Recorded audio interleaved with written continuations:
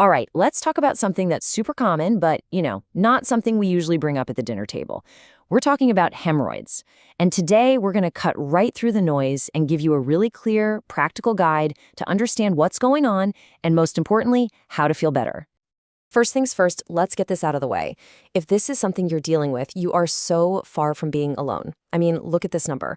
About half of all adults over 50 have been there. It's an incredibly normal part of life. So let's dive in and start at square one. What are we actually talking about when we say hemorrhoids? Getting the basics down is really the first big step towards getting some relief. At its heart, it's pretty simple. A hemorrhoid is just a vein that's gotten swollen or stretched out. A great way to picture it is like a varicose vein, just in a different location, down in the lower rectum and around the anus. It all just comes down to pressure making those veins bulge. Now, they generally fall into two main buckets. You've got your internal ones, which are, you guessed it, inside the rectum. The weird thing about these is they're usually not painful, but you might notice some bleeding.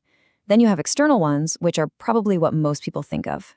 They're under the skin, and these are the ones that can get itchy, sore, and sometimes feel like a little lump. And just to round out our vocabulary, there are a couple of other terms you might hear. A prolapsed hemorrhoid is basically an internal one that's decided to pop out, and that can definitely be uncomfortable. And then there's thrombosed. That's when a blood clot forms inside a hemorrhoid, making it feel hard and usually pretty painful. Okay, so we know what they are, but the million-dollar question is why? Why do they happen in the first place? Let's get into the real root causes and the things that put you at risk. The actual process is almost mechanical. It's a simple chain of events. It all kicks off with increased pressure down there. That pressure forces the veins to stretch out and swell up and, voila, a hemorrhoid forms. So if there's one word to burn into your brain from all this, it's pressure. So what's causing all that pressure? Well, it's a whole mix of things. Straining on the toilet is a huge one, right? And that's often tied to not getting enough fiber in your diet. But you've also got other big life events like pregnancy or habits like heavy lifting, or even just the natural process of aging that can weaken those tissues and set the stage. All right, so now we get the what and the why. So what's the game plan? How do we stop them from happening or deal with them when they do show up? Let's pivot and talk about solutions. Before we even get into what you should do, it's really helpful to talk about what not to do. Let's cover the habits and behaviors that can either trigger this whole problem or just make a bad situation even worse. The main goal here is to take that pressure off. So that means no more straining or holding your breath on the toilet. And please, avoid sitting there forever scrolling on your phone. It can wait. Also, take a look at your diet. Lots of processed foods and not enough water just leads to more straining. It's all connected. Okay, enough of the don'ts. Let's get to the good stuff, the do's. This is your action plan, the proactive steps you can take to start feeling better and keep these things from coming back. Think of this as your relief toolkit. A diet packed with fiber from fruits and veggies and drinking plenty of water are your absolute best friends. They just keep everything moving smoothly. Gentle exercise helps too. And for that immediate, I need to feel better right now moment, warm baths or sitz baths are amazing for soothing the area. And of course, there are over-the-counter creams that can help with the itching and discomfort. Now, this is really important.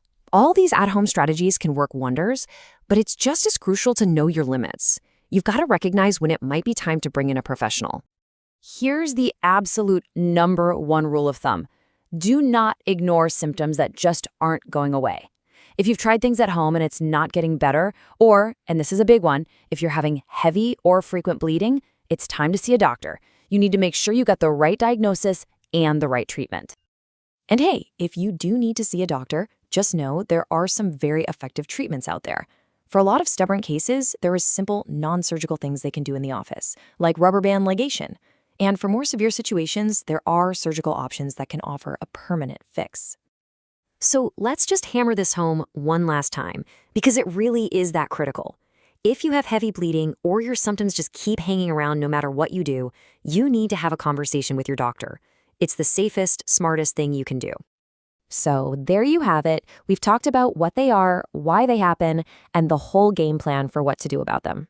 So that really just leaves one last question for you.